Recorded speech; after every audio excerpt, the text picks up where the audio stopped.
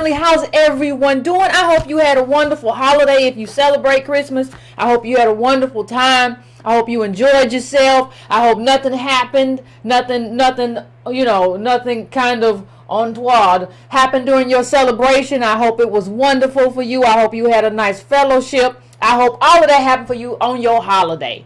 I hope there was no fighting, nobody talking about how somebody owed them $60 from the summer of '85. So listen, we have something serious to talk about, Breaking Brown family. We have something very serious to talk about. Before we do that, as we always do, let's do a little bit of housekeeping. Please hit the like button. If you have not subscribed already, please subscribe to the channel.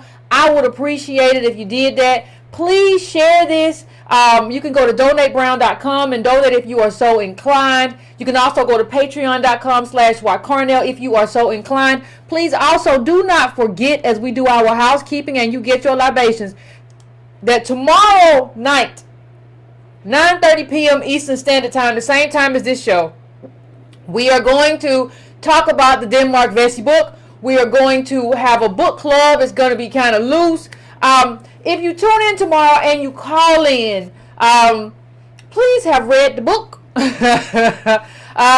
at least read at the book and got some points together that you want to talk about. And thoughtful about, what it means and all this kind of thing. Just please do that for me, because we're going to have this conversation tomorrow. And this will be our first one. This will be our introductory one. So we'll be learning, we'll be moving, and we'll be talking about, this won't be the first kind of planned slave rebellion that we talk about, or this won't be the first time that we talk about our history as American DOS and frame that history. So there's a lot going on, but please do that for me. Also, please, like I said, share this with your people. Also, hit that bell. If you have not hit that bell already, please hit that bell for me, so that you know so that you get a message when I come on, like ding or whatever it does, so that you know what's up. I would appreciate that as well. Listen, Breaking Brown family, we got something to talk about, and I don't want to hear from y'all that I didn't know that I had no idea that Yvette was going to talk about that today, because you all have been burning my inbox up. So you all know what it is. Did you know? I didn't know. No, I was at the church fellowship. I've been working out all week. I was lifting, getting my I didn't know what she was going to talk about. Yes, you do. You know I'm talking about this. You know I'm talking about Michelle Alexander. None of us deserve citizenship. Some of you may not have seen it. This is your opportunity to pull it up on your laptop if you want to, so you can kind of go through it with me if you want to. It is up to you, ladies and gentlemen. However you want to do it how you do it, move how you feel you need to move. But this is what we got to have a conversation about this. And I want to, before I start, I want to say something. If you don't know, Michelle Alexander's seminal work was The New Jim Crow. And I appreciated that. I appreciate everything that she's done, everything that she's worked on. We all appreciate The New Jim Crow. We all appreciate The New Jim. It was a seminal work in terms of extending mass incarceration to everything else. When we talk about Jim Crow, when we talk about slavery, this was an extension. This is the same thing. It just has a different name. You all have heard me say how America creates us into slaves every generation, right? So you create us into a slave with chattel, and then you make us into a slave with convict leasing, and then you do it by replacing us, and the next generation reconstruction happens, and you let the KKK and white mobs have their business, and then you do it by deeds. You won't let us have certain communities. You only let us have the worst housing, the worst neighborhoods, with everything from nuclear plants to liquor stores to whorehouses. So we understand that every generation we are remade into slaves, and the new Jim Crow was part of helping us understand the role that mass incarceration played in that. So we should have a conversation about that and understand that this was a seminal contribution to that. Understand that.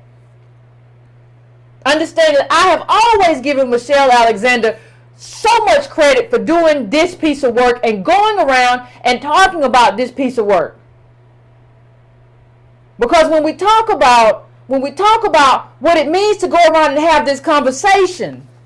You know, we talked about colorism on this show before, and people talked about it. Well, when Michelle Alexander goes around and talks about mass incarceration, this is a conundrum, isn't it? Like, she's never been incarcerated, but she has a look, right? Like I would have a look. Like, well, she's not. They light skinned. Let's talk to them. They don't seem like they bother nobody. They look like kind of like they light.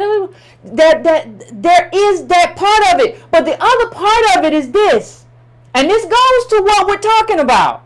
If you didn't go to jail, if you are a former prosecutor or whatever, the question becomes then, how diligently can you speak for us, or is this an academic exercise and we have to get into it? Are you going to speak for us? Are you going to keep speaking for us, or is this was a study and we have moved on from it? See, one thing we have to understand, and we have to understand this when we talk about Michelle Alexander, we have to understand it when we talk about Mark Lamont Hill. We have to understand something very essential. These people were made famous not because of international politics. They were not made famous because of immigration. They were not made famous because they were international scholars on international policy. They were made famous because of their views on blackness and what blackness meant, right? When you look at the data, we have this. Let me just see if I can find this and put it up really quick. Because we got to talk about what this data looks like and what it means. And we're not talking about it just in terms of Michelle Alexander. Understand that it goes further than that. We've seen this chart before. But we're going to keep looking at this chart because it provides a necessary context in terms of who goes to jail. And you see right there in that maroon, purple, whatever, you see that's young black men right there. Right? The gray, you see black men. White men, beige. Black women is that little gold. And white women is that, no, white men, yes, is that little, white men is that little beige color. Black women is that little gold color. And white women is that like dark blue at the bottom, right? So when you see this chart, you understand who goes to jail. So the question becomes, has somebody who did not go to jail, can these people or can that person speak for people who did go to jail and do go to jail? Who don't have like a first-hand interaction with people who do. You wrote the book, but so now that you've switched, I have questions.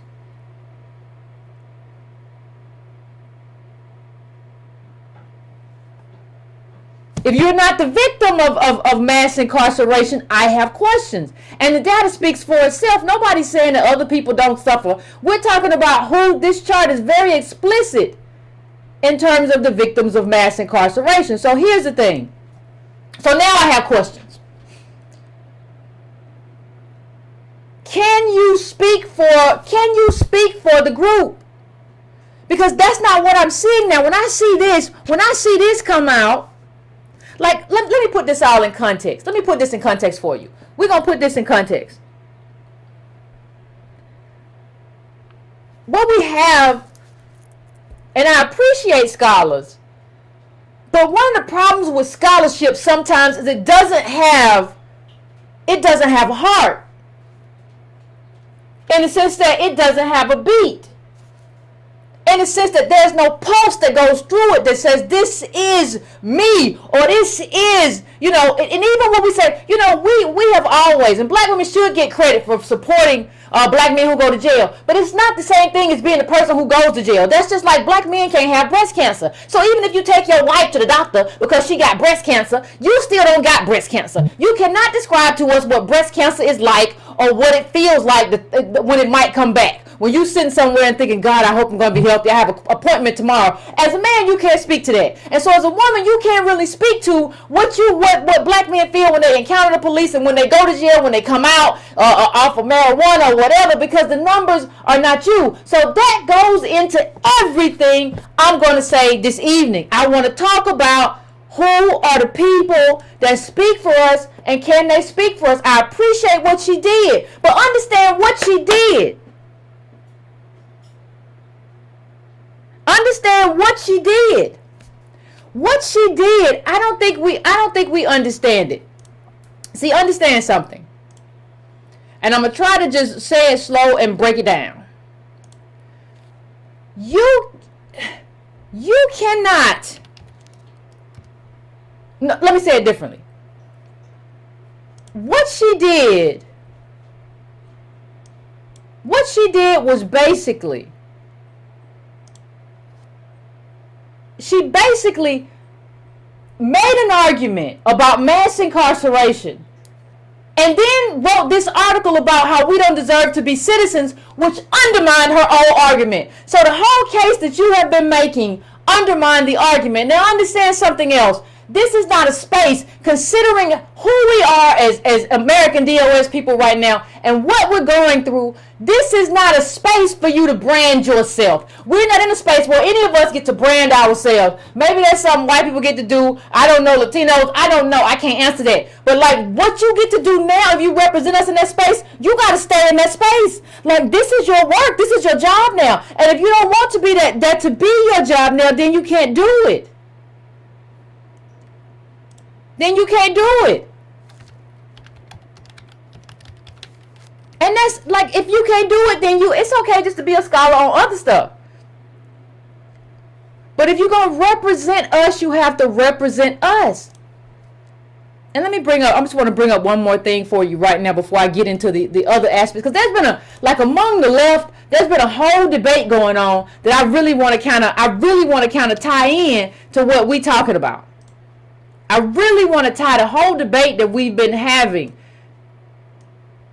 because I know a lot of us don't have time to follow it. We got stuff to do. Right? You can check this out on your web. Are more African American men incarcerated than all women are in prison globally? Understand that, like, when you see those kind of numbers, that means there was an intentional attack on our community. That's it. And Michelle Alexander did a great job of outlining that, right? But then, see, the thing is, in her book, what she basically said was, black people, American DOS, American descendants of slaves, for those of you who are new, she said that American descendants of slaves have been herded into prisons, disenfranchised, and this mass incarceration is just an extension of something that we've already seen. That was her analysis. That's what the new Jim Crow is. It's the old Jim Crow with a new face. Now, when you tell me that I haven't been made a citizen in the country where we are the blood and the guts and the bones of this country, when you tell me that black people, American DOS people, I'm not talking about immigrants right now, when you tell me that we haven't been made citizens, you cannot then tell me that I don't deserve to be a citizen. That don't work. It don't go together. It don't go together. Some things don't go together. Kool-Aid and Pebbles don't go together. I'm talking about the cereal.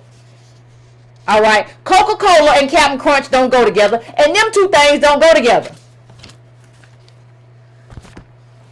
It don't go together. And we saw the same thing with Mark Lamont Hill. Like we have themes for the shows, right? Like today, let's make the theme foundations.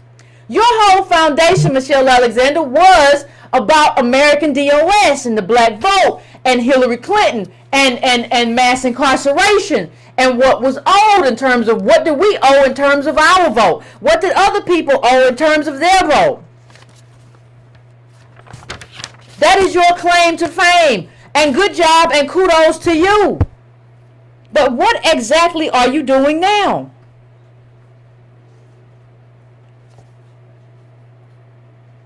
Now you have to understand, let me read something from the very beginning of her book.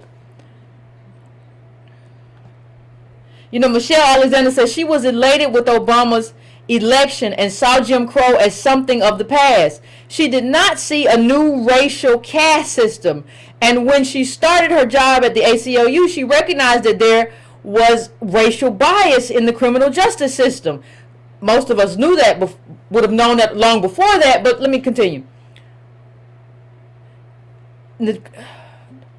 But that the extent of it, after she left, though, she was convinced it was more than that. The formerly incarcerated are relegated to a racially segregated and subordinated existence. Like, the blindness that we see, right, is kind of like when you say, I didn't understand. It's kind of like, it kind of hits me the same way a white person hits me and say, well, I didn't understand the extent of it. Well, if you see Negroes get picked up, you ever bailed anybody out? I have. How many of y'all? You understand the extent of it, like when you are immersed in that community. And so I think people always say, well, Yvette, are you trying to say some people can't be black? I'm trying to say if you're not immersed in that, I don't know how good you are at being an advocate. I don't know. You tell me. I don't know how good you are at being an advocate and staying an advocate. Because understand something. The Times brought her on.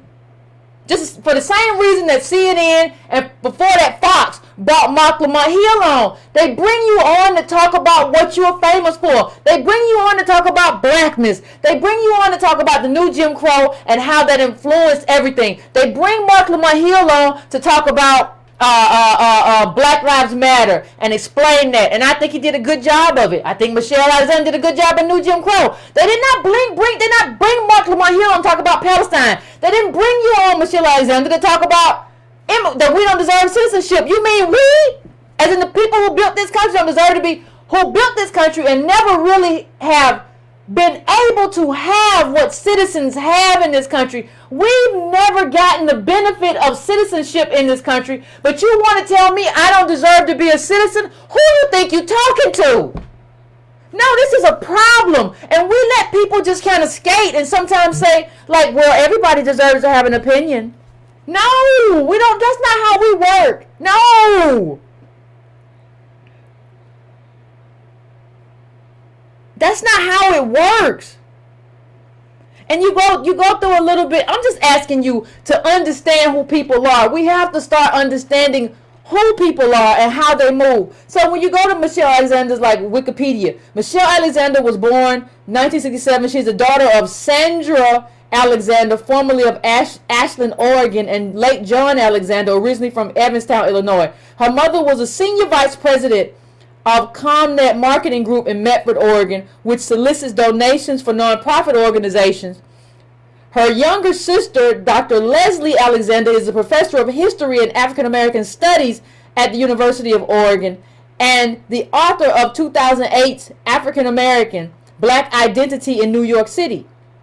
Alexander graduated from Vanderbilt University, where she received a Truman Scholarship. She received a law degree from Stanford Law School. In 2002, Alexander married Carter Mitchell Stewart, a graduate of Stanford University and Harvard Law School. Stewart, at the time, was a senior associate at McCutcheon, Doyle, Brown, and Anderson, a San Francisco law firm, and later became the U.S. Attorney for the Southern District of Ohio.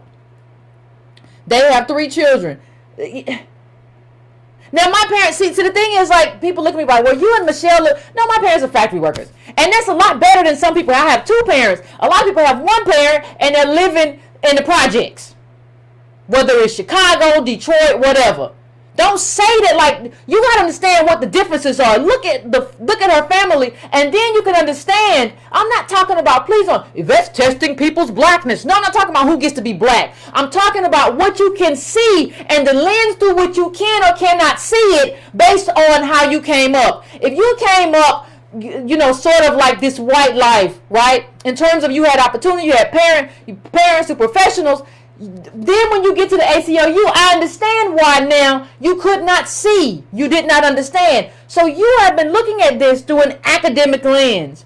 And what I'm saying is we need to really have a conversation with ourselves about whether or not the people who advocate on this plane need to be able to just see this through an academic lens, because academicians move on. We can't go nowhere. We are limited. The caste system that she describes has limited us here in this space.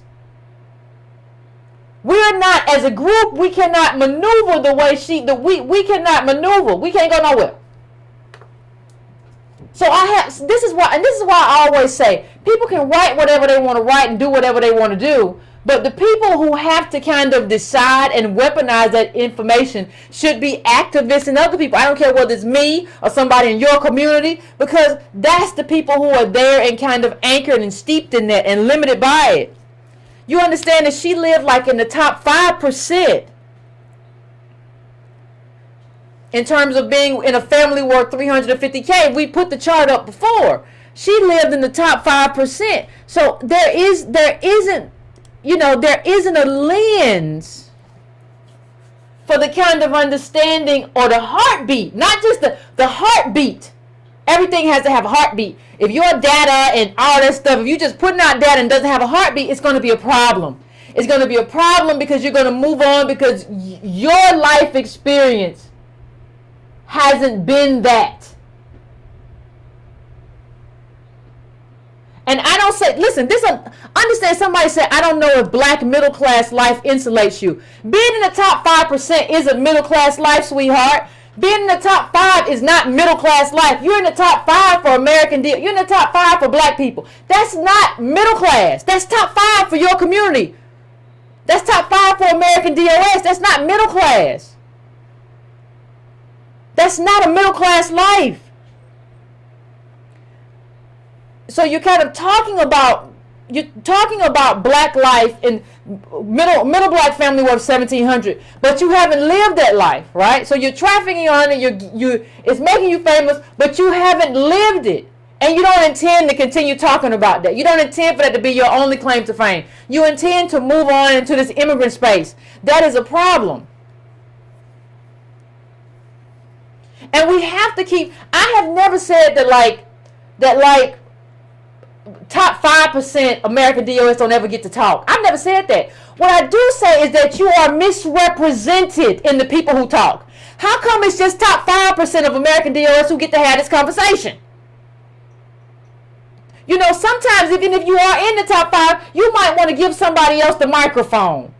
You might want to give somebody else the microphone. And I'm not talking about Yvette. I'm talking about somebody in Atlanta, somebody in Chicago, somebody in Detroit, somebody who lives that life, somebody in Flint who got dirty water. You need to, it's not always your turn to talk. Sometimes what you need to do most is to teach somebody else the data that you have and give them what they need to weaponize, because you're not anchored in it. And when people can move on, they usually do.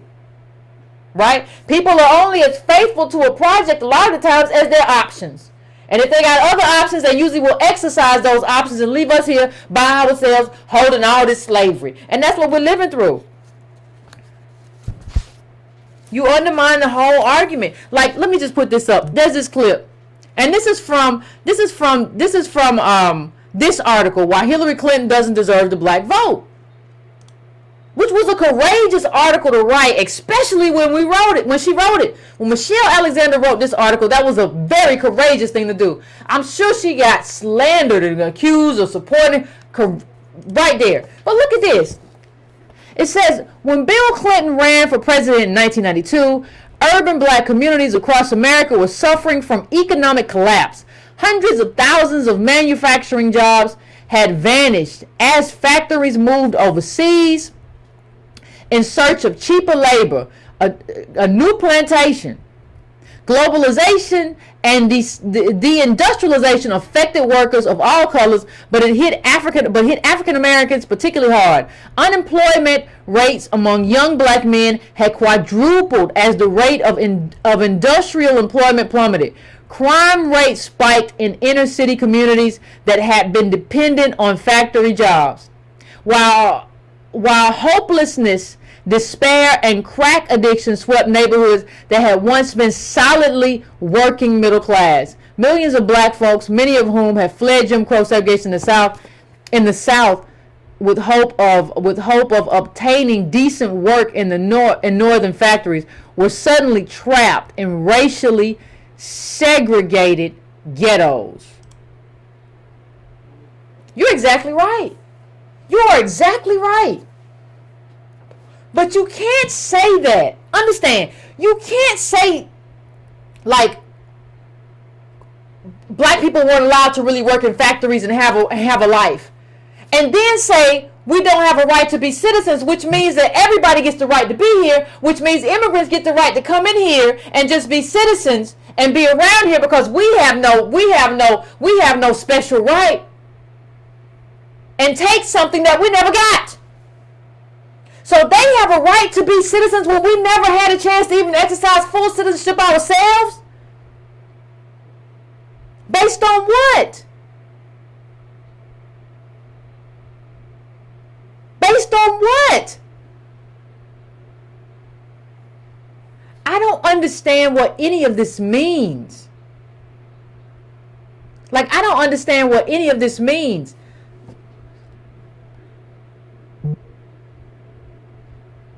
All this talk about people talking, all this talk about, hold on one second. Let me see if I can bring one other thing up. All these people, you don't understand, Yvette. You just don't get it. Let me just say this. And here's a quote. This is a quote again from the Michelle Alexander Times article about how we don't deserve to be citizens. And I highlighted this part because it goes to it. The deeper question raised isn't whether our borders should be open or closed, generally a false dichotomy, but rather how we ought to manage immigration in a manner that honors the dignity, humanity, and legitimate interests of all concerned.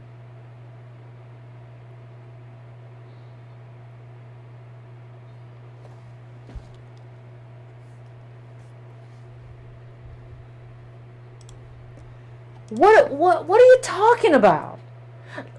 See, you're saying what's happening here when you say all concerned and we as Americans? That's a flattening. That's a flattening that presupposes that we all got all the same things. So we're all Americans. We all been rich. We all done had money, and we all been doing real good. And so we have to ask ourselves, as we're a rich country, and we all rich. So what do we owe the people at the border?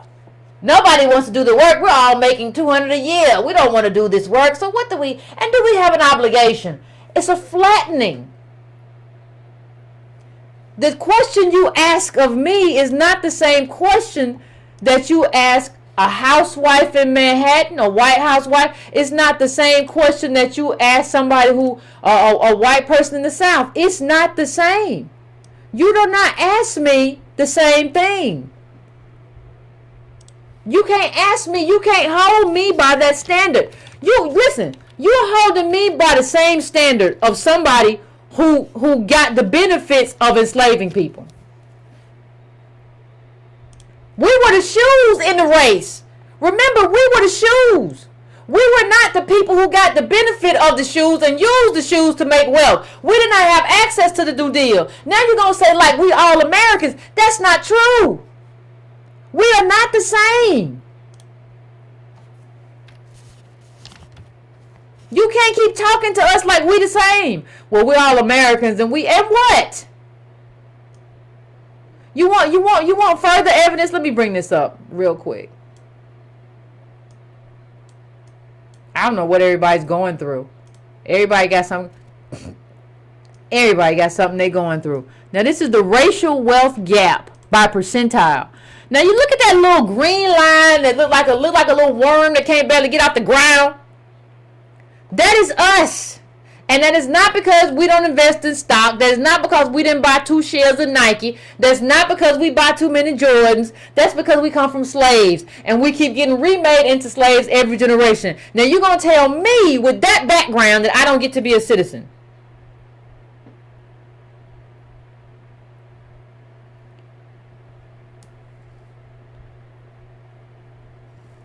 So you know,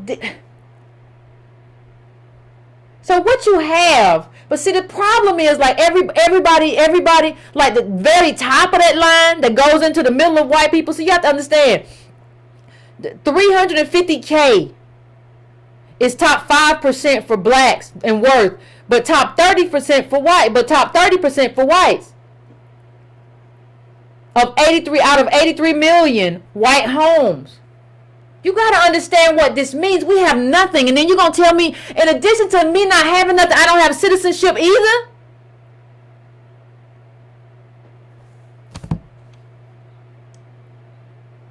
In addition to that, I don't have no citizenship. Like, I already don't have the wealth. I don't have anything that I was owed. Didn't get wealth. Didn't get opportunity.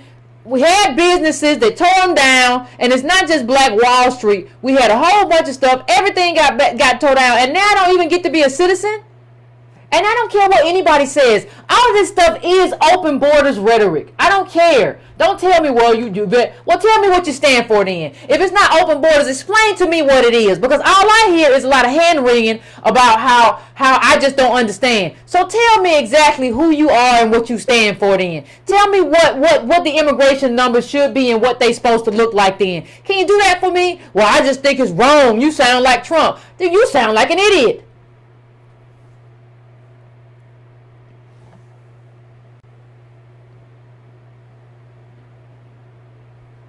You sound crazy. So let's go. Well, let's just go to the next one. Because there's a lot here. There's really a lot here. And I just want... Hold on. Let me see if I can pull this up. I don't know what everybody thinks they doing. Everybody playing game. But here's another quote from the Michelle. Remember, this is the article that we're talking about. Let's just stay clear. And this is another quote. Right? This is another quote. It's tempting to imagine that our position as gatekeepers is morally sound, since we're frequently reminded that all nations have a right to defend their borders. But our relationship to those who are fleeing poverty and violence is morally complex. Not only does birthright citizenship bestow upon us a privileged status that we haven't earned, who hasn't? Okay. Our nation's unparalleled wealth and power, as well as our actual borders, lack a sturdy moral foundation. Understand how all this is based on morality. All of this, put a pin in it, we'll be back to it. All of this is based on morality. The sturdy foundation of morality. But for slavery, genocide, colonization, it wasn't colonization here. It was genocide with Native Americans and slavery with chattel slaves. But everybody just throwing everything in the bucket. We would not be the wealthiest, most powerful nation in the world. In fact, our nation would not even exist. Yeah, so what do you owe the people who were the shoes then? The shoes don't get to be citizens? This is not hyperbole, it's history. There's a good reason some Mexicans say we didn't cross the border crossed us. That is, in fact, what happened. Listen, the border didn't cross you in Chicago. When people even talk about that, and it don't make no sense because wars happen and countries are rewritten because of wars and fights all the time. And we don't go back and be like, well, that ain't right. It is what it is. We're here now. And we're not going to you can't do that now. We are a country and countries have to have borders. If you don't want this country to have a border, what you're telling me is that you don't want this to be a country. Well, stop saying the border crossed you. Because if we got 50 states, right? I'm not talking, we'll take Hawaii and Alaska out of it because we're not just talk continental United States. We have illegal immigrants in most of these states. The border did not cross them in all of these states. They crossed all kinds of borders. And the question becomes now, are we going to be a country or not? Are we going to be a country or not? You can't be a country without borders. You can't be a country without borders.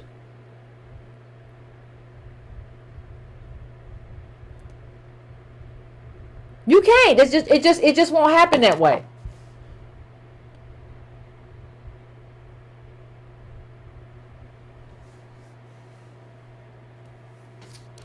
You know, when I pulled up this chart, the thing you need to understand, and in terms of understanding where Michelle Alexander sits, is that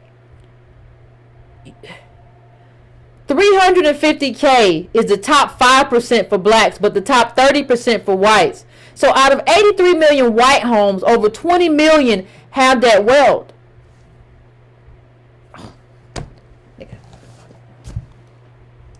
See, this is like, look at that little small line and see where we are, right? We don't understand where they sit. We don't understand where she sits. We just don't understand it. And it's fine that we don't understand it because we haven't really had anybody to do that work. We haven't really had anybody to do the work.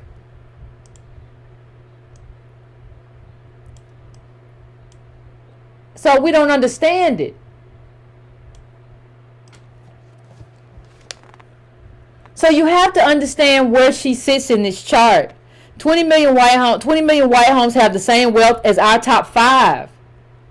So you're talking, and that's, so when people say, well, that's our top 5, and you're speaking, and that's why you didn't stay anchored in that. And that's why that's why you are maneuvering to kind of be in that space. We have to understand, we don't understand race. We don't understand like how people maneuver in terms of class. We don't understand any of that. And so let me say something else. Let's move on from that. When we talk about that clip where she talked about globalization and factory jobs, that was very interesting because what you see happening is, well, let me put this last quote up first. Rather, make sure y'all get that one up.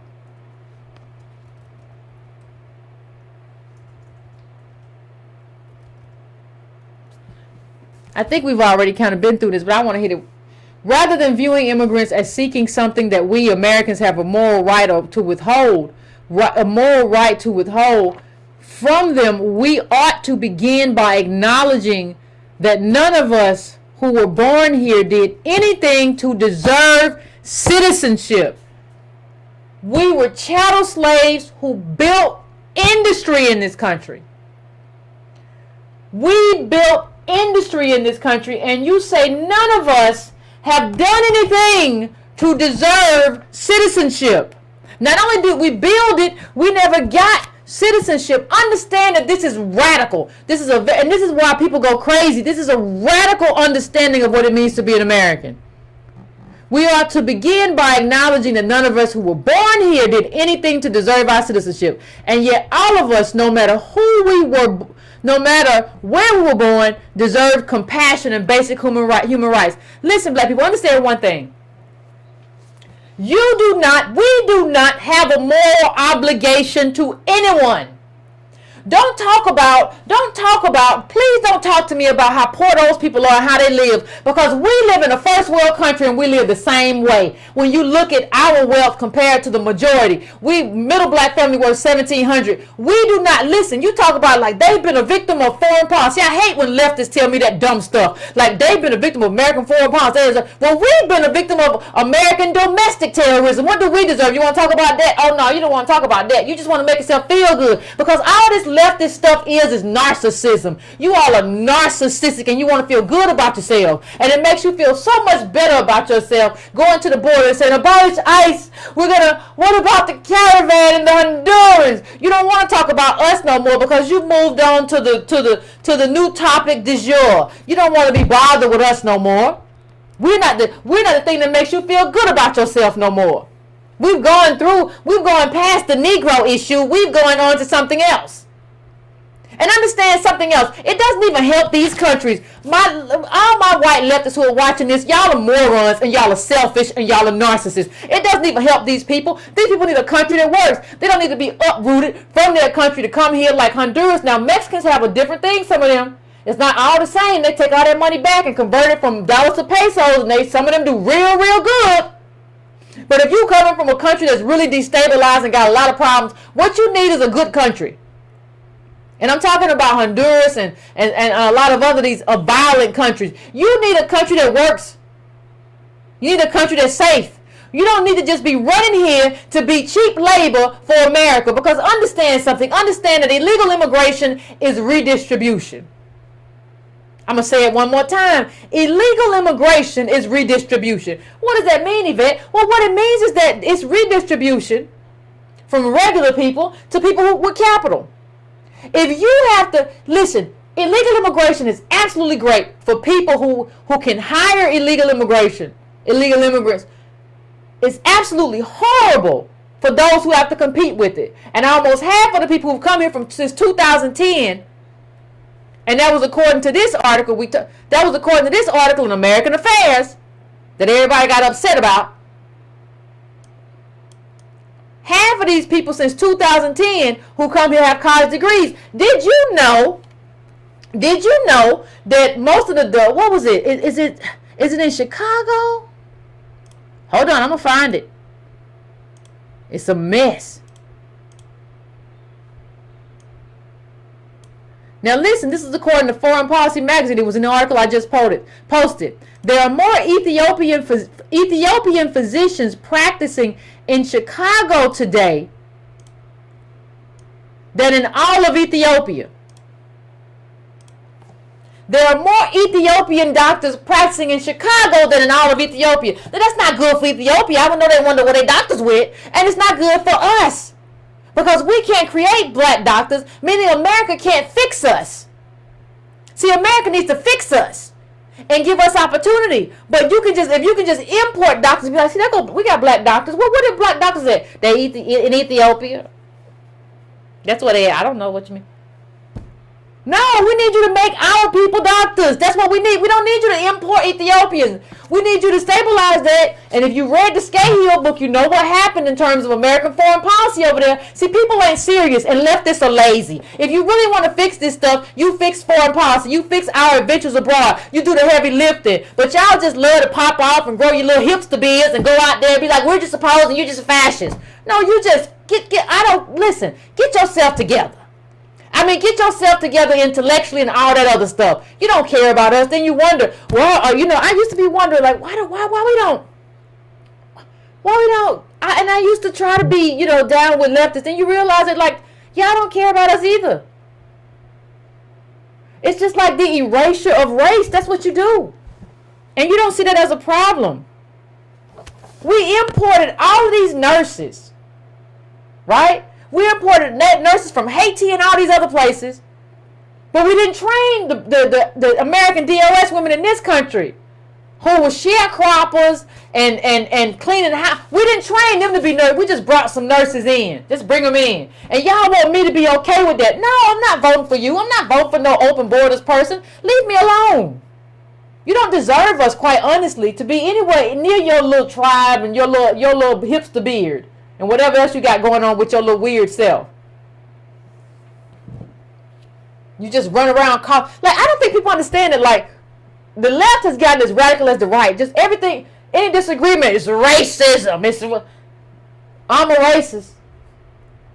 American DOS since it's like we racist for like wanting. See, because you can't have any kind of labor movement unless those people are citizens. Only citizens can stand up. And if you don't have unions and you don't have citizens in those unions, they can't ever make a demand of capital that, hey, we're going to take all the labor off the table. We'll strike. You won't get nothing done. Now they got a bunch of labor. They don't need you. You need capital to need you. And then people say, well, I don't understand. There was a great article. I'm going to find the article. It was a very, very interesting article about, it was this article. Low-skilled immigrants, economic burden or boon, right? And it was just asking the question, like, do they hurt anybody? And it's usually like, no, they're great for the economy. They're great for the economy. Well, the economy in general is very different, and I'm not even buying into that, but it's very different than the economy, in terms of our economy. So listen, this is what we have. When they answer that question, they go down and they say effect on black workers. It's from 2014. The U.S.-born workers most affected by low-skilled immigration are African Americans. Many jobs once held by black Americans are now done by Hispanic immigrants, while black unemployment has reached 13.5% nationwide. One study at Harvard found that between 1960 In 2000, a 10% increase in immigrants in various jobs reduced black wages and employment by up to 4%. But look at how they try to dodge this junk. Look at this. Check this last part out. But experts say there are other reasons why many low-skilled African Americans are out of the job market. One is the large number who become lost to street life. Who writes street life? What kind of moron wrote street life? Prison and stigma. In the District of Columbia, over half of about 66,000 ex-offenders are jobless. Do you not understand why it's so easy to put black people, especially black men, in jail? Because there's excess labor. So when there's excess labor and that labor is cheaper and that labor is vulnerable, we can just lock you up. That's social engineering. If there was not illegal immigration in this country, you couldn't just lock black labor up. You couldn't lock black men up because you need that labor. So you would have to figure out a way to assimilate them into the labor market. Because there's no other labor. There's black men, there's white men. Ain't nothing else here. So you got to pick from the two.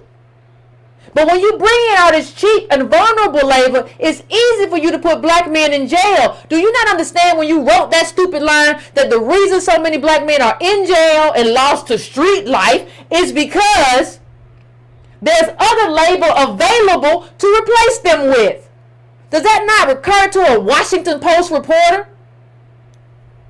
If there's no other labor, if you need black men to do everything from work white collar jobs to pick the oranges and everything else that the illegal immigration labor does now, does it not occur to you that black men get treated better in the market, and black women too, but in terms of incarceration, black men get treated better in the market, and we can't incarcerate them at them levels because who's gonna do this work? We need them to. We gotta figure something out. We can't do that. You can't have a crack era if you didn't do what Ronald Reagan did in 1980 and let the spigot open. If the Immigration Act of 1965 didn't happen, you can't have a crack epidemic because you need them people. You can't have drugs now in their communities and just make it seem like, oh, they did something awful, we're gonna put them all in jail. You can't do that because you need the labor. You gotta fix it because you need the labor. So we would have had something like an opioid intervention.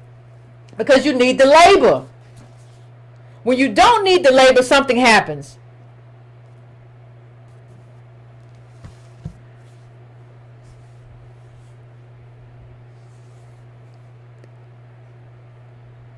You know, it's crazy when I think about it. Like, my mom was a sharecropper who never got the opportunity to transition to a nurse. We just brought in Haitian nurses.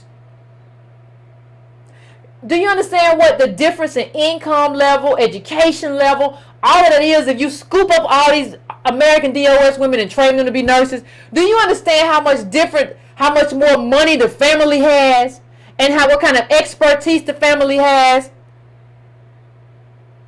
And the difference in hierarchy and what they can pay for? Do you not understand that? This is serious what we're talking about. And we got to stop being like, what I wrote here, like, we're not the moral police. We don't have to carry everybody's burden and walk around with somebody else's burden like we did something wrong. We didn't benefit from this. We are the victims of this in this country. And what we should be asking ourselves is, what should immigration look like? And somebody asked me, like, wait, Yvette, what did you say it should look like? Well, I think it should look like, I think we should focus. We should decide who we want to come in here based on what's available. Right? Based on what's necessary that we can't train American DOS people and even poor white people to do.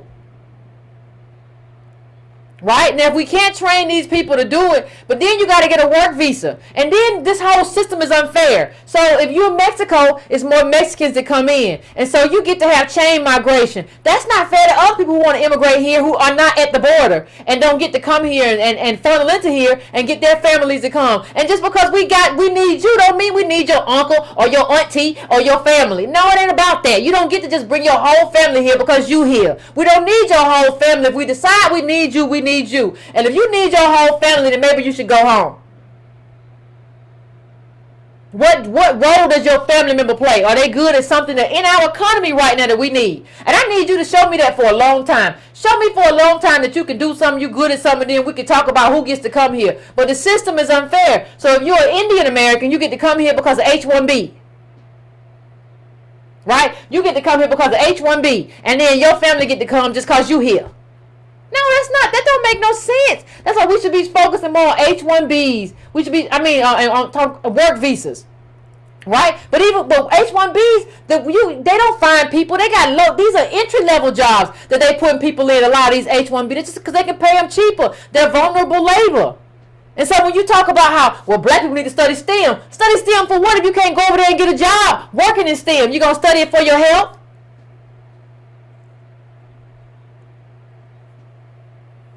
And so when I talk about women like Michelle, people like Michelle Alexander, her mama being a VP, I'm talking about her in the sense that she's an aberration. Most of us don't have mothers or fathers who were that. Given where we come from, we have mothers and fathers at best who worked a steady job at a factory, or who worked a steady job in the government somewhere. We don't have that kind of parent. So we have to talk about the voice that aberrations have in our community, and who they speak for, and how they speak, and for how long they decide to speak. This is something that we have to address. You know, I saw an article, before I go to break, I saw an article that said something to the effect of,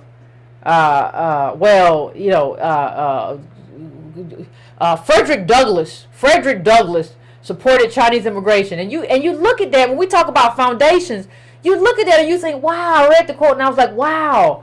But then you look at the dates, and you look at 10 years after that, he was a very different man.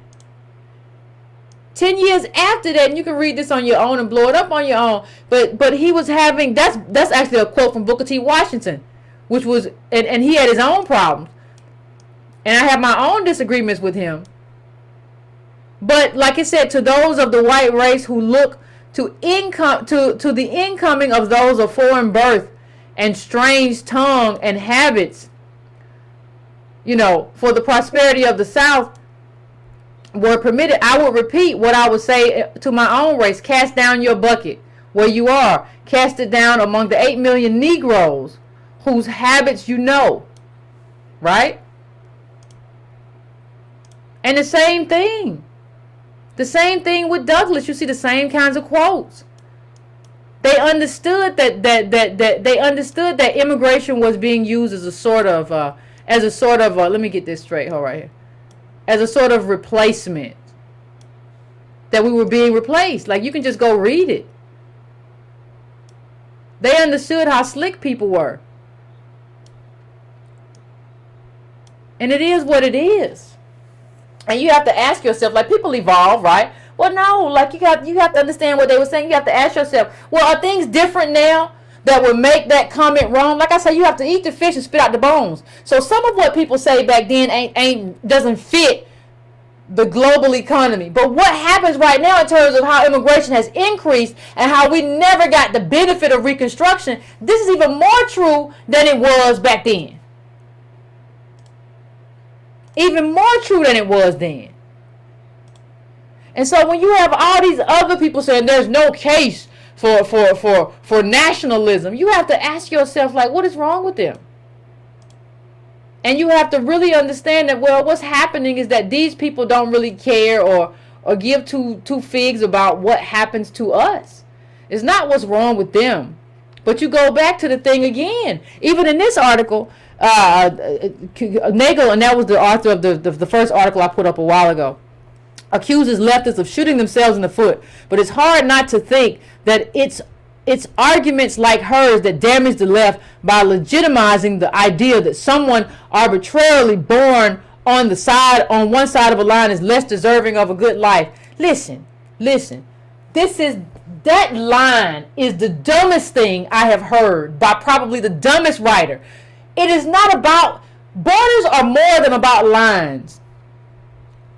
Who you deserve, and it's not your job, it's not your right, little weird person. It is not your job to decide who gets a good life all around the world. You don't get to do that. The best you can do is hold your government accountable in terms of its foreign policy to make sure it doesn't destabilize anybody else's country, so that we are the ones who make their lives unstable. That is the best you can do. You are not God, and you don't get to play that role as my fellow citizen. That is not your job. And being a citizen is about contribution. You cannot tell me, well, whether or not you have a good life is about, you can't be about whether or not you were born.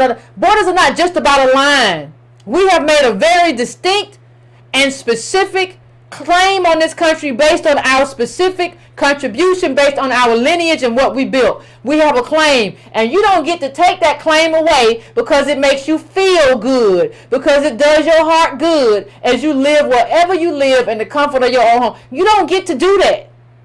You don't get to diminish our claim to citizenship because you need to feel good about yourself. I don't know what you need to do. Do some yoga. I mean, watch some, meditate. I don't know what you need to do to feel good about yourself. But you don't get to diminish my birthright in this country and the birthright of my people just so you can feel good about yourself and other people who aren't doing well around the globe.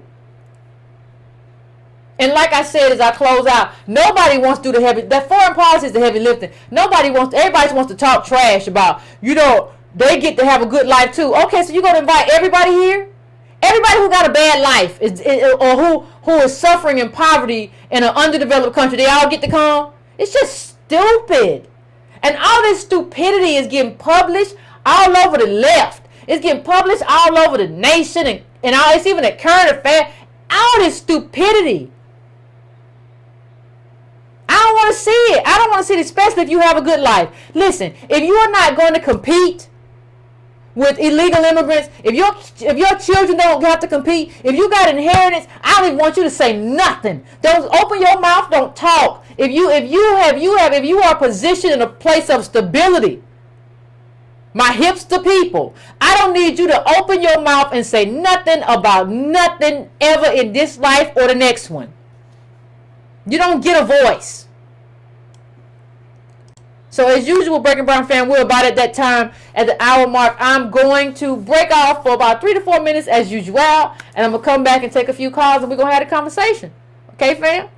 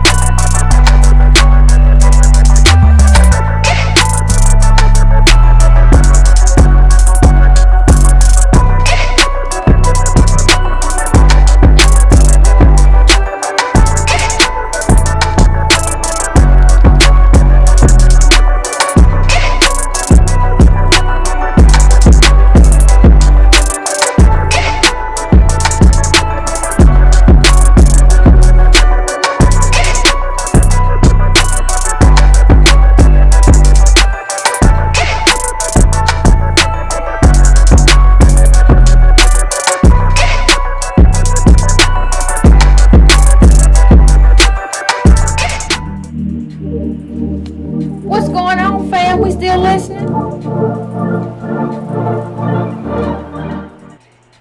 All right, fam. I'm going to bring some stuff in. I'm going to bring some people in. We're going to have a conversation. Because the conversation is necessary. I'm not trying to do anything that is untoward. But I think we need to have the conversation, and I don't do anything that I don't think we need to do. That's not just what I do.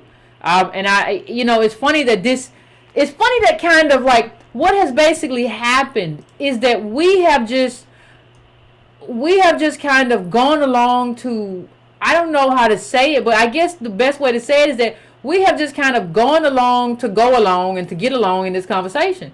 And that's just not how you manage life. That's just not how you manage your politics. And I don't think enough of us understand that, like, you don't manage your politics by bending to someone else's expectations. I guess that's the best way to say it. You don't manage your politics by bending to some. Politics is nothing but the expression of like group self-interest.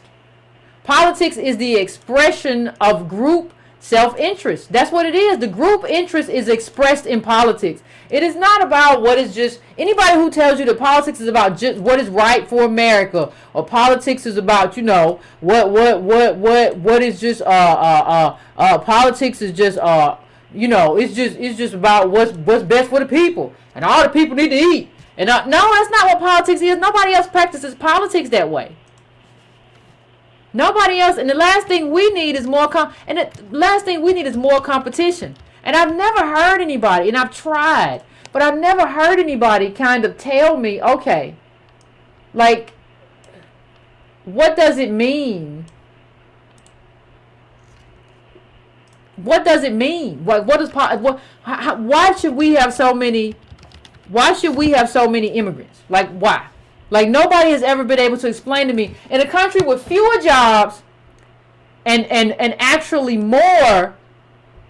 fewer jobs and more, dwindling opportunities and more mechanization. Like, I don't understand why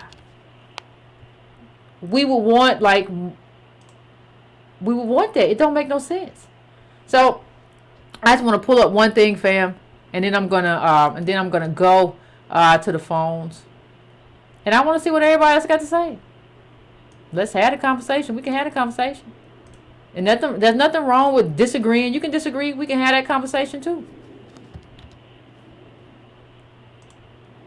So let me see if I can go to my first caller.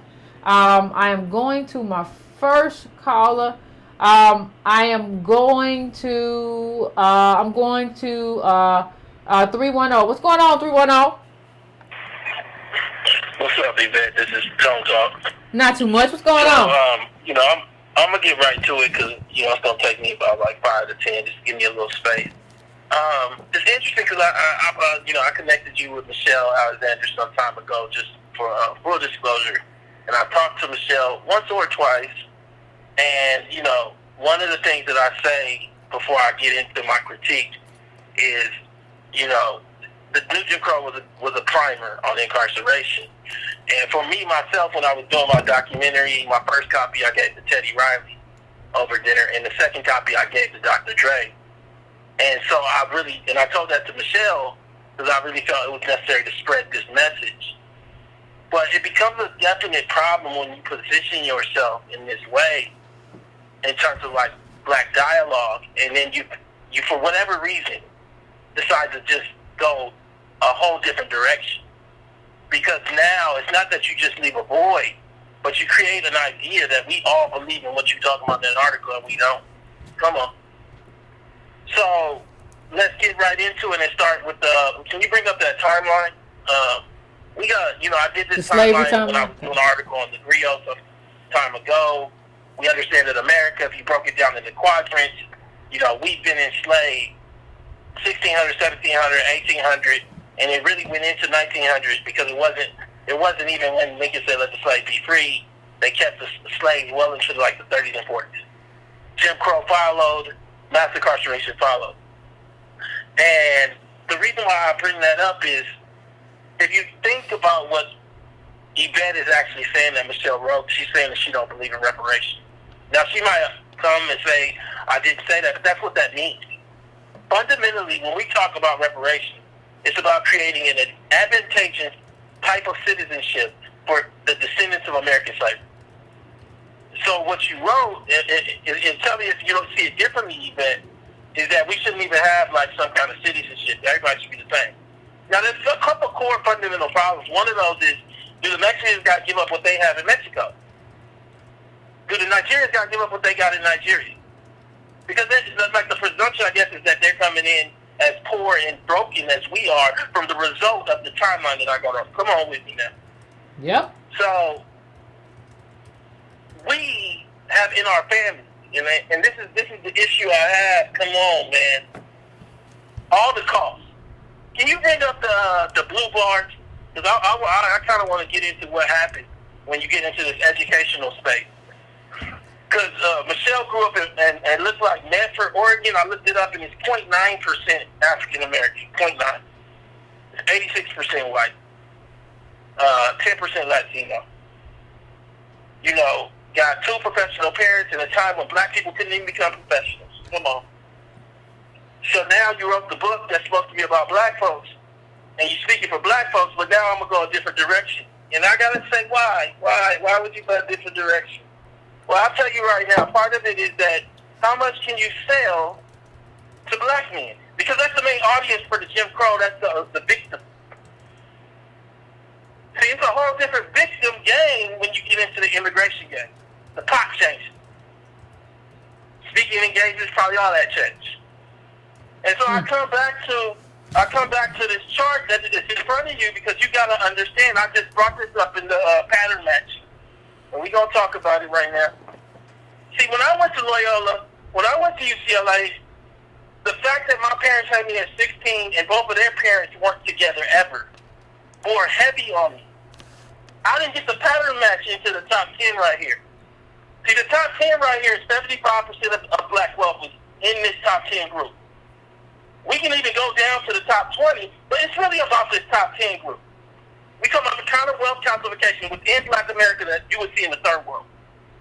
So the top 10 of black boomers have almost all the wealth, and Michelle Alexander's parents are probably in this group. But see, what I found out is that if you don't have a parent in this top 10 group, if you coming from this bottom half that's worth next to nothing, people in this top 10 ain't really messing with you like that. They just say it real slick. So now I'm bringing all this to have a conversation about who should be speaking for black folks.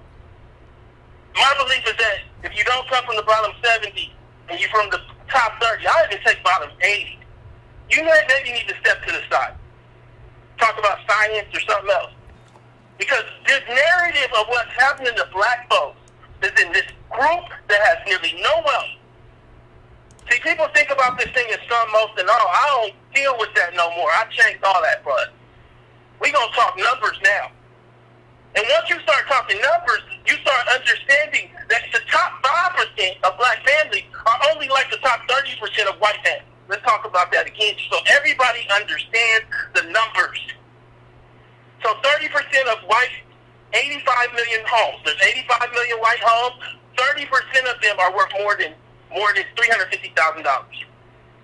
But we only got 5%, so half of this top blue bar puts you with the top low white group. Now again, pattern matching, come on. Who family is in that group though?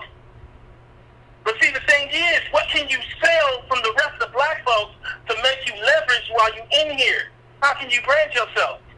See, we got a real kind of conundrum with identity here. And this is not about who should be more black or less black. This is about who bears the cost of coming from slaves and who got a lottery ticket. I'm just saying what it is. Most of y'all never had to deal with it in terms of numbers, so it was always about somebody talking about speaking proper or acting white. No, I'm talking numbers now. I'm telling you that there's a problem here. And part of the problem is that people are speaking for black folks that really don't get it. And you saw that in the opening introduction. She said it to you. I didn't believe what he was saying. I didn't believe it. Well, you grew up where it's 0.9% African American. That's where the mama works. I'm just going off the wiki. That's all I can use. And so I'm saying all this to say to you, not as an attack on her, as an attack on the positioning. When you choose to take that position, you got to stand there. And when you stand there, you got to stand there full on and take the consequence. So the Hillary article come out and everybody on you, you don't get the flip-flop, come up with something else that undermines reparations. Because I feel like this undermines reparations. Do you think so, Yvette? Well, yeah, when you say, because it moves as if slavery didn't happen. And if slavery didn't happen, there's no reason for reparations. Reparations is undergirded. You cut the legs off. So now, here we are, pattern matching. I don't believe in reparations. But I got mad because I'm an aberration. Come on. I married a guy who married me, and we both came from professionals. And I'm telling you now, the reason these numbers are this way is that everybody else ain't living like that. I just like to bring the real. I'm not here to play. I'm here to tell you guys the truth. That you are seeing a pattern matching, lack of understanding of immigration, a movement around blackness that is problematic and will leave you with the cost of slavery. Let's say it again. Now, as I look at this thing, one of the other things that I'm seeing, and I'm going to wrap it up so everybody else can get a chance. Can you pull up Jorge in my article? Because I was on the border when Trump was elected. I was in Tijuana. See, part of the problem is we got people that aren't in Tijuana or don't go to Tijuana thinking about Tijuana. So I wrote this the next day after the election when Trump was elected. See, I do my dental work in Tijuana. See, I was in Tijuana with this man right here who lives in Tijuana. And you know what he told me, Yvette? What did he say? You know what he told me? He said his daddy used to work in America. And he said his daddy used to work in America and actually go through a process very similar to what you said. He said he would work in the fields for 6 months and he would have to report back and go back to Mexico, and then he would come back and work again. They did it based on like what they needed. That was the late 60s and the 70s. That's what he was describing. I'm not telling you what I believe. I'm telling you what I got from being in Mexico. So we got people in Chicago and Oregon that are talking about immigration and ain't talk to Jorge. And I'm saying all this just to say that where we're at right now is Black America about to get left with the cost of slavery. I'm telling you, I don't get the pattern match. I got left with slavery. The guy that's with the Harvard or his equivalent that's a female, she's not going to marry me. So I'm the one that's going to write for y'all. And I'm telling you, the closest that I've seen, and part of the problem with colorization is what Yvette pointed out earlier. The closest I've seen is somebody who listens to what people like me go through that's light-skinned is Yvette. You know why? Because our parents weren't professionals. They were sharecroppers, factory workers. See, there's a whole new generation of people that grew up with professionals that are in the top 5% of Black America that have to use us to traffic to get through the door. Then when they get through the door, they show us another message. Now, I'm not trying to take a shot at Michelle because I took her work and I tried to share it with the world. But what I am saying is this can't happen. This is atrocious that you write an article undermining the fact that Black folks, and I understand everybody had that feeling, the fact that Black folks who built this country and still have not been paid that debt, but sit inside of chain bars. You know, just like I said, more Black men incarcerated than all women on the planet. There's about 65,000 or so, I think, Black women incarcerated. There's 650,000 Black men. I'm not dealing with probation right now. Both have about 1 million. Behind bars. So, is it your story to tell, or is it somebody else's? And if you tell that story, what is your obligation to stand there and weather the storm? And I just feel like right now that article undermines, like Yvette said, I stand with her on that point, that the new immigration article that came out in the New York Times is so highly problematic. Not because she didn't have the right to write it, but that you don't get to write that after writing the new Jim Crow. I'll leave it at that. Appreciate it, Tom. Appreciate it. Yeah, that's the thing. Like, it's not, and everybody, and so the thing is, we have this inclination to just all stand together at all times, regardless of what. But that doesn't work. Like, as a formula, that doesn't work. Like, we have to be willing to be like, no, like, there needs to be a Negro meeting. Like, if you decide that I'm finna write this thing, and we could be like, no, what you think you're doing? You know, we don't have, like, there is no accountability within our community. And we're not checking you to say you're not a member, but somebody should have checked with us before you wrote that. There is no way for us to check people. So everybody gets to go and just do their own thing. I don't know. Maybe you didn't know. It don't matter to me. The point of the matter is that what you did has ramifications, repercussions. When the woman who wrote the New Jim Crow comes out and say none of us are citizens, that reverberates in white America in a way that's very detrimental to American Black DOS. So I'm going to go right now to 551. I'm coming to you. What's your name? Where you calling from? What's on your mind? Hi, Yvette. My name is Tracy. I'm calling from Lyndhurst, New Jersey. Hey. Thank you for taking my call. No I problem. enjoy your show immensely. I learned so much. Great. Tony.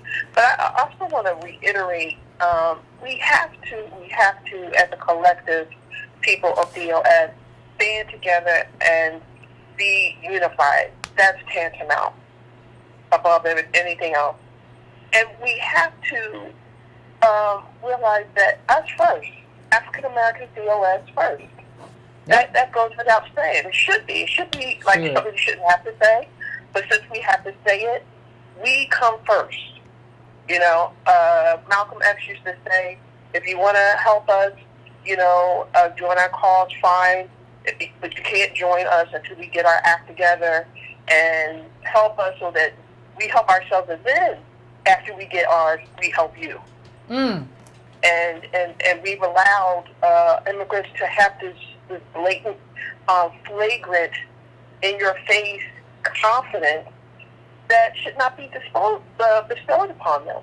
Yes, I understand the history as colonizers, what Europeans have done to this country, but we didn't do it. But we're being forced to bear the brunt of what Europe has done to other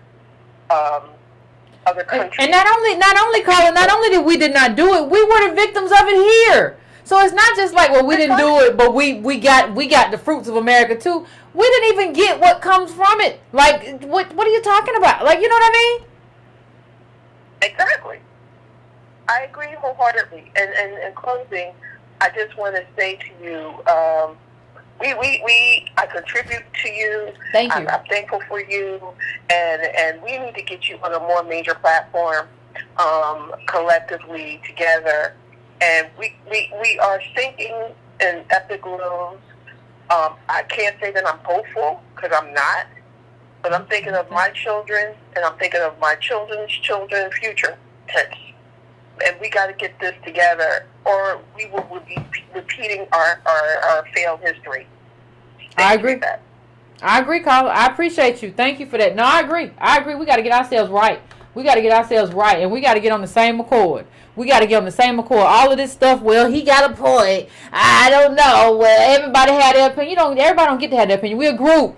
In terms of a political agenda, now, if you like daffodils and I like lilies, we can have our own opinion. But in terms of how we navigate as a group, we're gonna have to come to some kind of accord on this about some basic principles. We don't have to have everything the same. I understand they're Republicans and they're different, but we gotta have we gotta get some accord that we stand with. You know, everybody else got some kind of accord, something they stand on and stand with. What we doing? I'm going right now to 501. What's your name? Where you calling from? What's on your mind?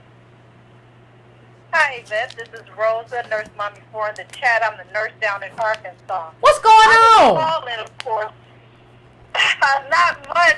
I love your show. Thank you. Finishing up the book for the book club tomorrow. Ah, great. But I'm calling, of course, in regards to the nursing. You know, that's my wheelhouse. That's your wheelhouse. Now, a lot of these programs that were helping black nurses have been totally eliminated and cut out. It started back with JFK under MDTA, which was the Manpower Development and Training Act, that was helping a lot of rural and underprivileged or black people, period, because that's mostly who it helped. Then it transitioned to CEBA, which was the Comprehensive Employment and Training Act under Nixon. Oh. Then it evolved to the JTPA, which was Job Training Partnership Act under Reagan. We all know what Reagan did. They eliminated these programs. They were starting off, a lot of black nurses were benefiting because they would start off as LPNs. It was fully funded 100%. They did not have to pay any student loans back. And in fact, they were giving stipends to help them with bus fare and lunch money so that they could make sure that they got to the program. How do I know about JTPA? Because that's how I ended up starting out as a nurse. I have 0 student debt. But because black women were primarily getting help from lifting themselves up, that program no longer exists. It stopped back in, it's 90. It stopped. Now, the only program that is available, and I've been a nurse, it will be 29 years in January, so I transitioned. I was able to go from LPN to RN, but I did not start, I hadn't, so I was able to take advantage of scholarship programs, things of that nature. The problem is we have You breaking up a little bit. What'd you say? The problem is what? I'm sorry. We have this school to prison pipeline. We have these white people in these public schools who are not having students take advantage of programs that are out there. So now they want to say, well, nobody took advantage of these programs. And it looks that way because nobody's there to help them take advantage of the program. So what the government does, they cut it out. The only program now that exists is a program for nursing in Job Corps, and it's only available in selective states. It might be about 6 states in the U.S. that you can take advantage of becoming an LPN, and then you can have a bridge program, which I did. You take a bridge program, and you're able to transition into your RN. All you have to do is take the professional courses. And right now, there are like over 2.8 million nurses in the U.S. 81.9% of those are white.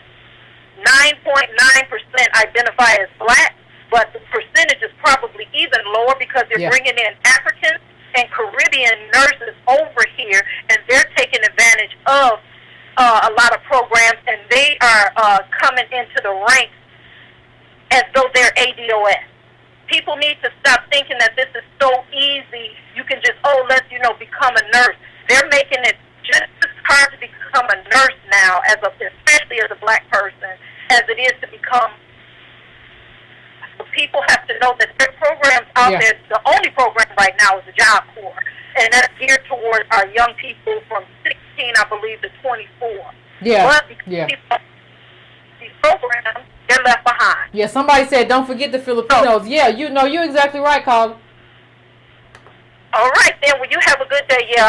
You too. And see, the thing is, people don't understand that Carla's right, and this is her wheelhouse. And people don't understand that, like, what has to happen. Like, these programs are essential.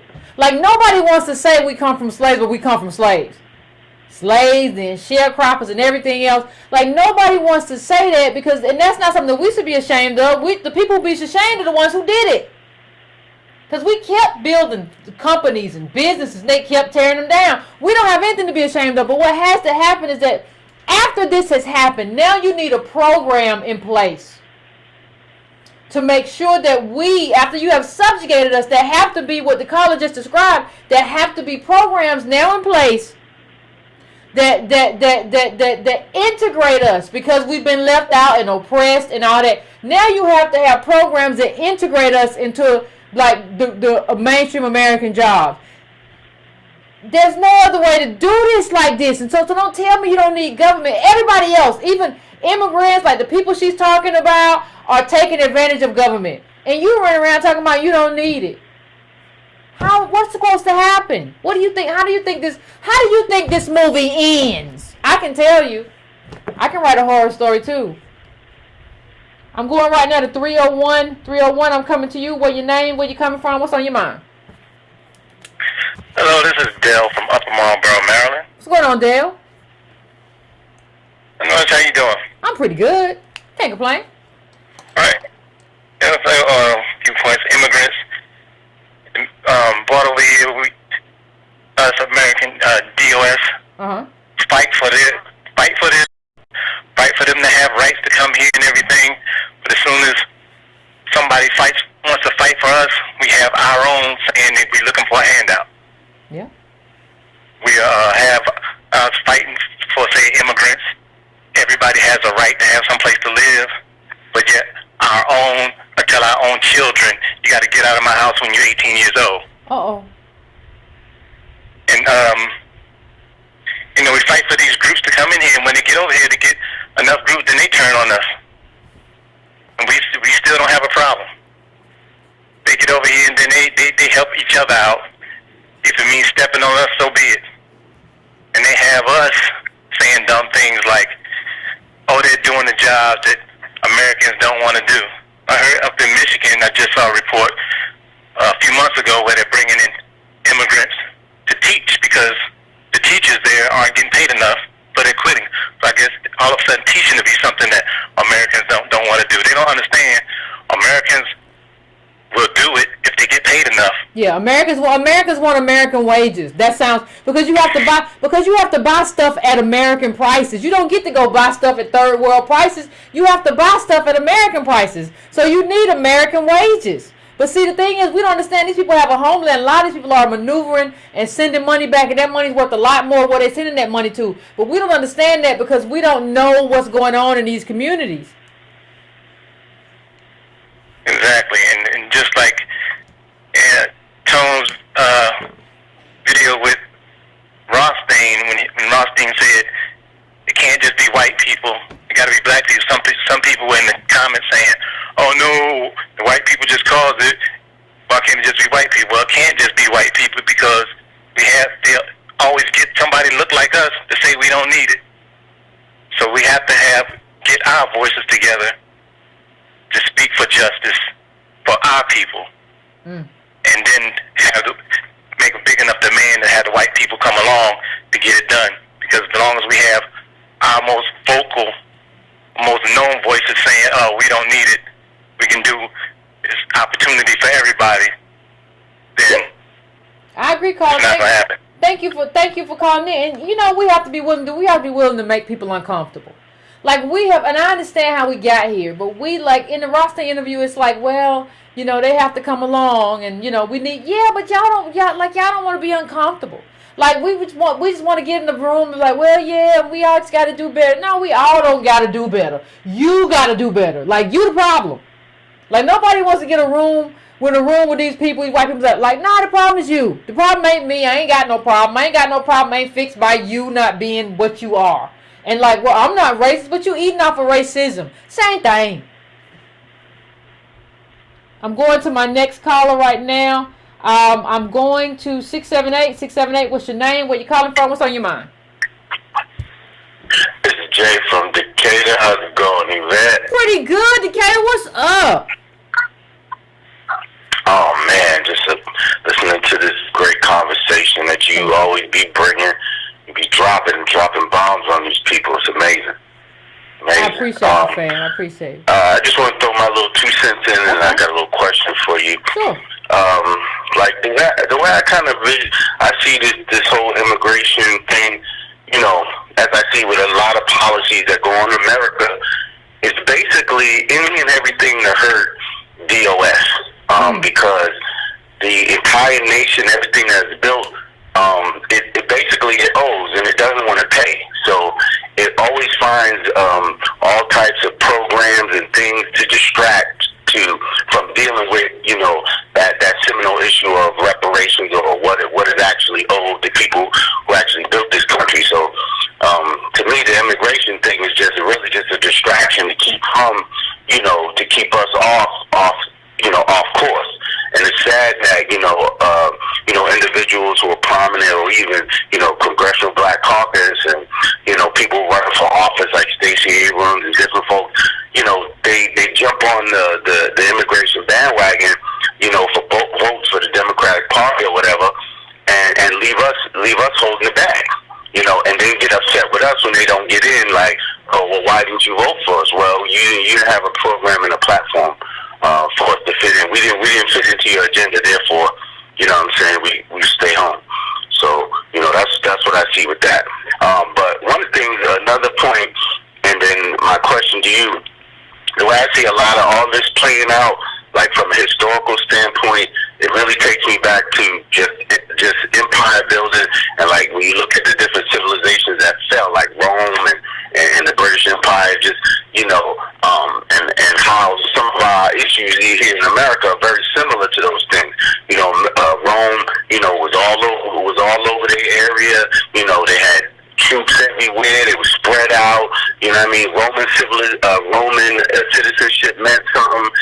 People were flooding into the empire from different places, and it just crumbled and collapsed, under its own weight and under its own decadence. And that's what I see. America is walking. We're walking in the same path. I mean, America's never been without its slaves. Rome has never been without its slaves. You understand? So that's how I see that. But my question to you is, what do you think in terms of us, like the level of the political education that we need to get this thing on the ballot? Because I don't see us, the making a request to them is not going to work. I feel like we need to be in certain positions and in various offices, and then put it onto the table. Making a request to who? Making a request to who? You said make a request to who? What's your thought? No, you said making a request is not going to work. You mean the government? Who are you talking about?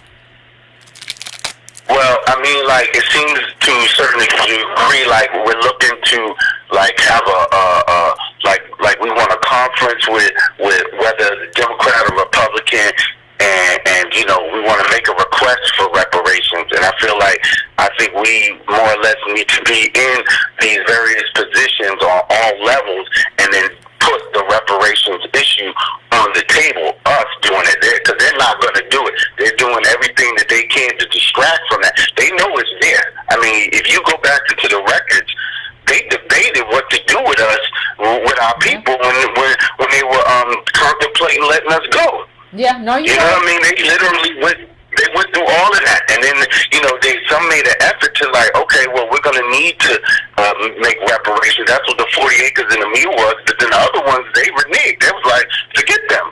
You know what I'm saying? So I don't think it's ever going to come from them. I think we have to make that push. No, I appreciate. I'm gonna answer your question offline. But like, I know I agree. See, that's the thing. Like, everybody always says, well, Yvette, ain't nobody gonna ever give us nothing. And it's just like, yeah, nobody ever, first of all, it's not a gift.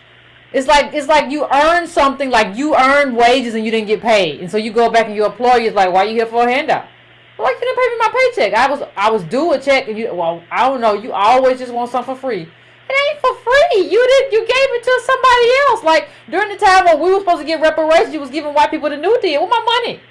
And so I think what has to happen is that one of the things that, like, we don't know what, like, stop telling me what won't happen. Like, and I agree with the caller, like, we have to be in position, but stop telling me what won't happen if you're too much of a coward to try, right? So, like, it's not like we all of the community have done a new civil rights movement, right? And have pushed, and we just got rebuffed, and we didn't get anything.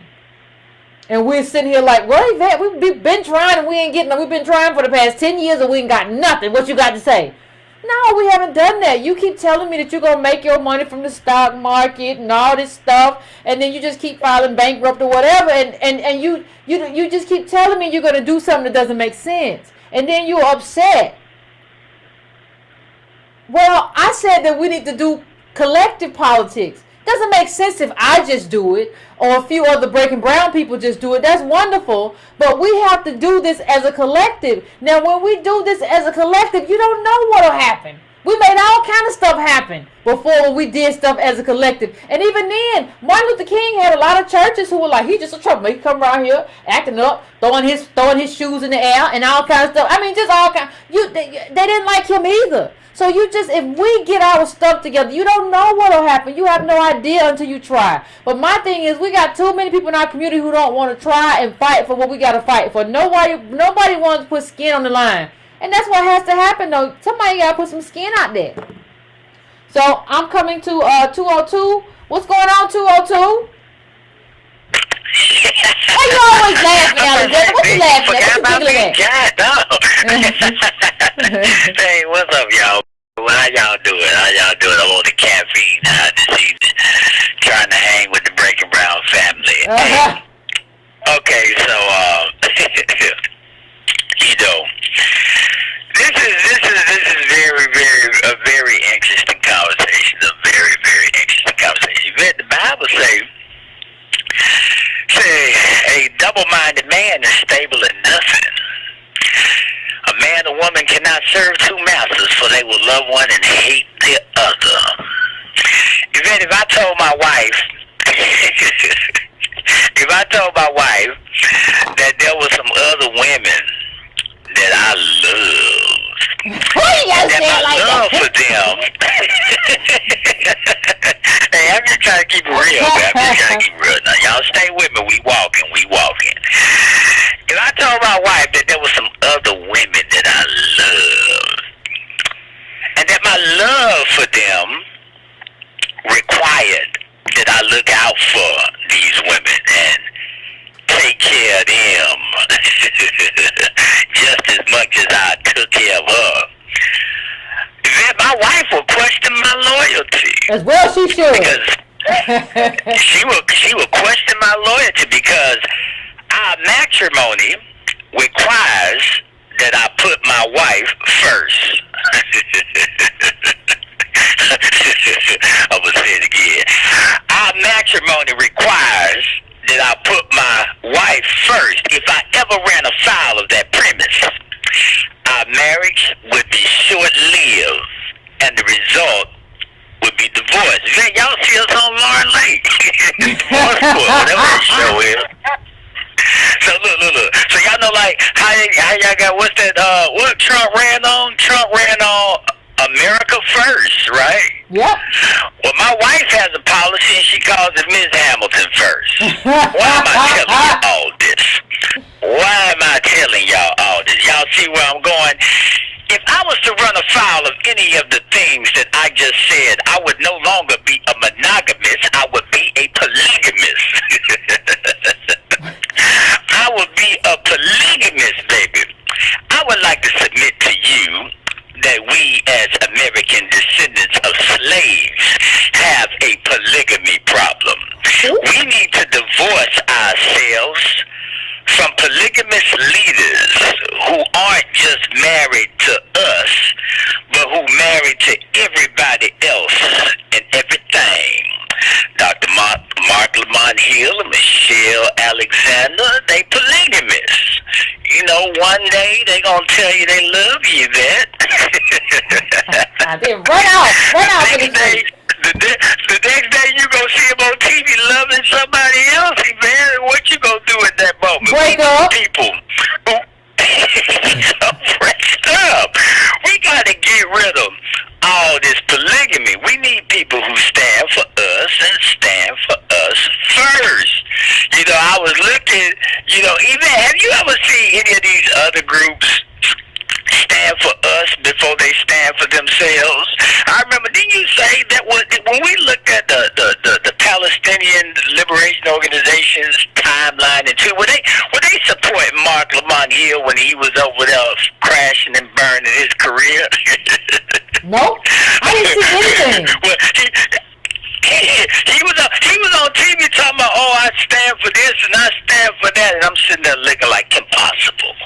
You cannot stand for two things at one time. A double-minded man is stable in nothing. He will love one master and hate the other. We need people who stand for us in the public square, Yvette. And for all these people who talking about they against this wall, Yvette, America building another wall, Yvette. They build another wall, Yvette. Where they building that wall, Yvette? They building one in Israel with American dollars to keep the Palestinians out. So y'all willing to build a wall overseas, but don't want to build one to protect your own borders and keep people out who want to come here and replace you? Michelle Alexander don't lost her mind, Yvette, but that's what happened when you sleeping with another lover. That's right, when you're a polygamist in terms of your interests and obligations to the group. Absolutely. So just as God say, Yvette, just as God say, thou shalt have no other gods before me. Yvette, my wife say, thou shalt have no other spouses before me. Yvette, we got to start telling these people on these stages, thou shalt have no other group, no other tribe before us. And at the point they tend to go down that path, Yvette, we need to meet them in divorce court. we need to meet them in divorce court, Yvette, because I'm tired of all these perch pontificators moralizing about these things that go outside of the interests of us all. And let me say this, you are witnessing the DNA of Dr. King. Now, I told y'all before, Dr. King, we lionize him, and I tell y'all ain't nobody above critique. And the problem is we never thoroughly critique Dr. King for expending political capital on the Vietnam War, which ultimately crashed and burned his ministry. It ultimately hurt him in terms of arguing for us going forward. And let me say this one last thing. And I want y'all to think about this. Listen to me very carefully when I say this. Very carefully when I say this. Now, America has been real bad to us, Yvette. Yeah. It's been real bad to Abusive. us. Real Oppressive. bad. You talking about Torture. lynching, burning at the stake, beatings, murders, gang rapes, impalings, suicides, torn in quarters, burned alive at the stake, cotton gins, barbed wire around little black boys' necks, but through it all, Yvette. Through it all, baby. We stayed. We stayed, Yvette. Now watch this. By our staying, we have demonstrated the ultimate act of patriotism. Because we stayed. We stayed, Yvette. Now watch this. Let me jump across the pond. The immigrant, conversely, is the most unpatriotic individual I know. Why? Because you did not stay and fight to make your country better. You left it when you could not take the heat. We have had good reason to leave, but we stayed, and we should be damn if we allow anyone to come here and cut the line, baby. Cut the line. So our people who are on the stage who don't represent the patriotism, that marriage, Yvette, the matrimony that I am talking about, this undying yield to ourselves and to our country. Our country. This is our country. It may have been founded by immigrants, but it was built by slaves. And if we don't understand that, if Michelle don't understand that, if Mark Lamont Hill don't understand that, Yvette, then they are traitors by default. And we should deal with them accordingly. I'll leave y'all on that, man. I just got to give them a Alexander love to set some stuff on fire and say he gonna leave. Just drop Molotov cocktail. You know what? Hold on. She said the article.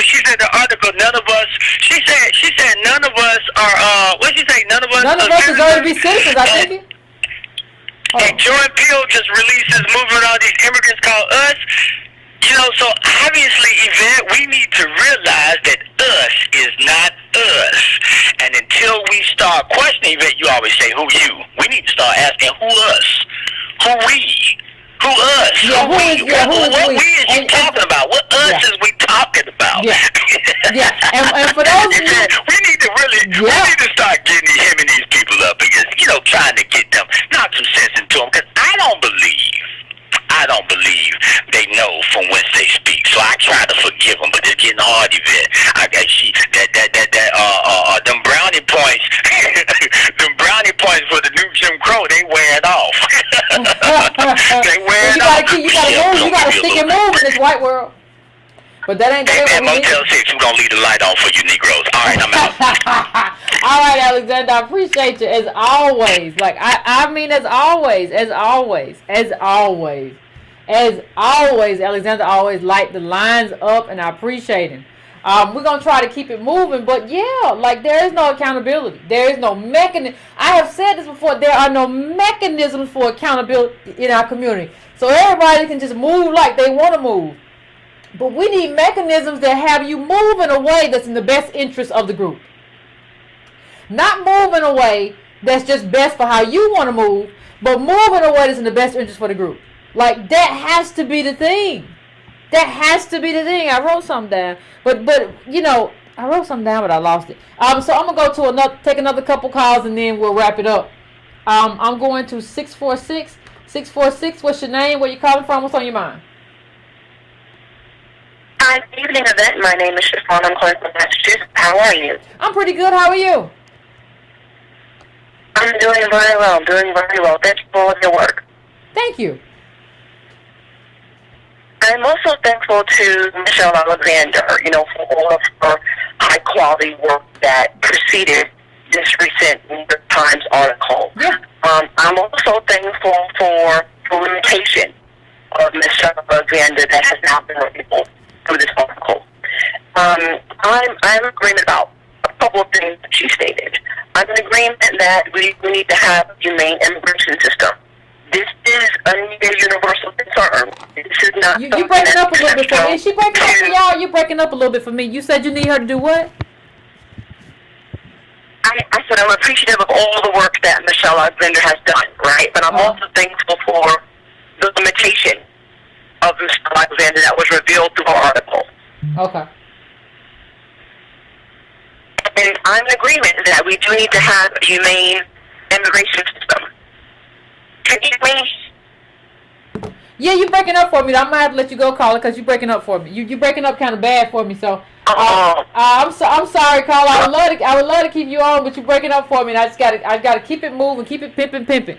Yeah, these phones be acting up. I'm going to 909. 909. What's your name? Where you calling from? What's on your mind? Hey,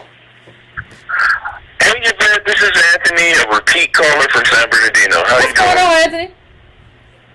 Oh, Lord, I called onto your show kind of late. I said, man, as soon as your show came in, I had to give you a call. I love this. I love this show. I love Tone's show.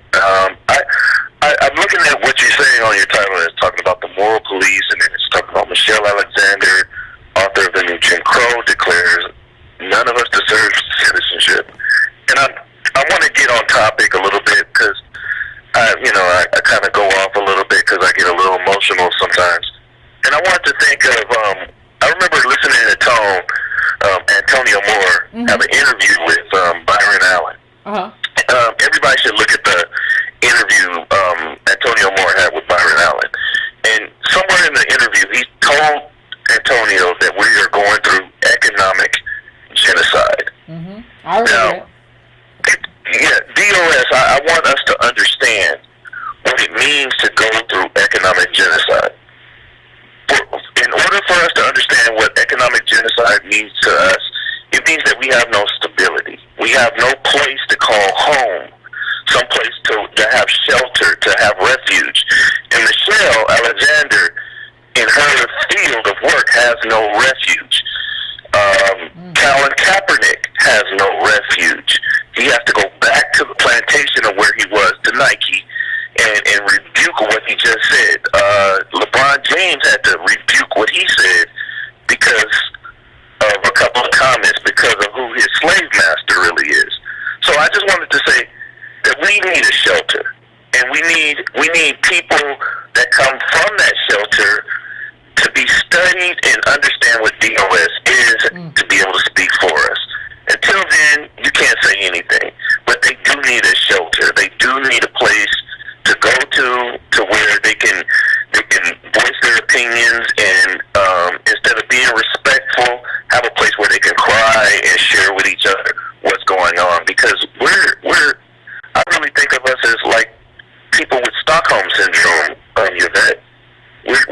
really, really messed up. And I remember you talking to me last time, and I guess I don't remember what answer it was that you gave to me, but it was something about, it had a whole lot to do with our whole mental makeup and what it means to actually survive in this America that's been created on our backs. Now, I don't really have any question more than just to state why it is that we always have to play friendly, and it seems like we're still on that slave role where we just do whatever to keep master happy and not do anything that's going to offend the public from keep feeding us dollars and money, or do whatever is going to help us stay in this sick society system to make us continuously have a voice. You have people that keep coming out over and over again. You have the Roland Martins, you have all these other people. They'll say anything just to keep their jobs. And it's like, what are you willing to sacrifice, or what are you willing to stand for? Well, if you're always willing to just say anything. I think it's deeper than that. Like, the people who we call we, you know, like, they haven't necessarily, I don't know Roland Martin's story, but been a part of Black life. Like, Roland Martin, I saw Roland Martin tell this story on his show, on his YouTube channel or something one day, and I thought it was the most hilarious thing I've ever heard. Because he talked about buying, he talked about making purchases. And he talked about he talked about buying stuff, and he said about how we can save money and kind of like this do for self. He's like, my parents bought me some Jordache jeans, and I told him I went in the room, I walked in the room and told him I don't need these jeans and this shirt, and you can take this back. I don't need that, and that's what we have to do. And at that point I realized, like, he doesn't understand anything, and it's not I don't know what he's doing, but the family that he's from and the construct, like, he doesn't understand what he needs to understand. Like, he doesn't understand that, like, life is different now. Like, your laptop, your computer, these ads, everything follows you. The school is giving you iPads, and you have to have an iPhone, and it's always all this stuff saying you need. Like, he doesn't understand how capital has perfected it. You used to have to go to the mall to get some stuff. You used to have the individual agency yourself. There was no ad following you around. There was no there was nothing. You didn't have anything. There was nothing. Capital has infused this way into your life, and your kids are now the things that break you, because they're making your kids want all this stuff, and it's coming in through that little iPad, right? And Roland Martin was like born in Houston.